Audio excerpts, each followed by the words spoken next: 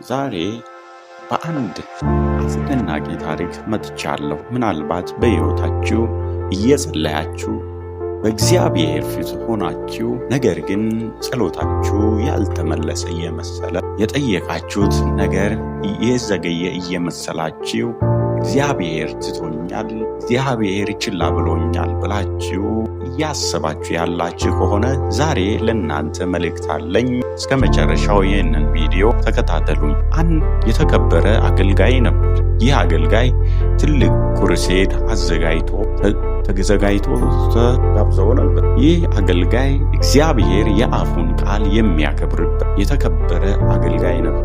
ይህንን አገልግሎቱን ብዙዎች ለመካፈል ሚዲያ፣ ጋዜጠኞች ሁሉ ሳይቀሩ በጉጉት እየጠበቁ ነበር። ማይደርስ የለምና ጊዜው ደረሰ። ሰውየውም አገልጋዩም ወደ መድረኩ አለፈ።